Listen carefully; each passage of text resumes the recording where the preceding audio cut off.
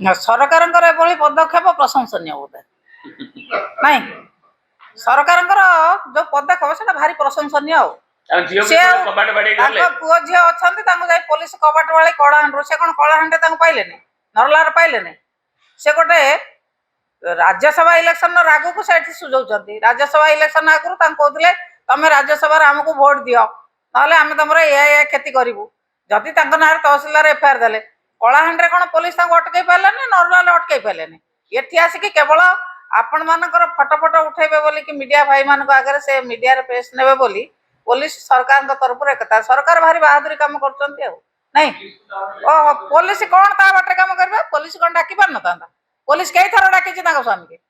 Police କେଇଥର ଡାକିଛି ତାଙ୍କ ସ୍ୱାମୀକି police ପାଖରେ ଯେତେବେଳେ ଏଫଆଇଆର ହବ ପୋଲିସ ଡକେଇବ ଯେକୌଣସି ଗୋଟେ କନିଷ୍ଟବଳକୁ ପଠେଇବ କି ଏସ୍ଆଇକି ପଠେଇକି ତାଙ୍କ ଘରୁ ଡକେଇବ ଡକେଇଛନ୍ତି କି ହଁ ଏଠି ଆସିକି ଦଳେ ତା ଛୁଆ ପିଲା ଅଛନ୍ତି ତା ଘରେ ପଶି ଯାଉଥିଲେ କ'ଣ ପାଇଁ ଏଇଟା ବାହାଦୁରିଆ କାମ ଭାରି ପୋଲିସର ନା କ'ଣ ସେ ପୋଲିସ ପଠେଇଲେନି ଯେତେବେଳେ ତହସିଲ କହୁଛନ୍ତି କମ୍ପ୍ଲେନ ହେଲା ତାଙ୍କ ବିରୁଦ୍ଧରେ ନରଲା ଥାନା ଏସି ଡକେଇ ପଠେଇଲେ ନାଇଁ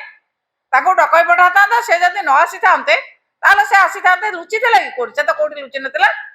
ତାଙ୍କ କ୍ୱାର୍ଟରରେ ଆସିକି ତାଙ୍କ ଛୁଆ ପିଲା ଅଛନ୍ତି ଏ ବାହାଦୁରିଆ କାମ କରୁଛନ୍ତି ପୋଲିସ ନା କ'ଣ ପୋଲିସ ଯୋଉଟା ସରକାର ଯୋଉଟା କଲେ ଭାରି ବାହାଦୁରୀ କାମ କଲେ ଏମଏଲଏ ଯୋଉଟା କହିଦେଲେ ସେଇଟା ଆପଣମାନଙ୍କୁ ବାଧିଗଲା।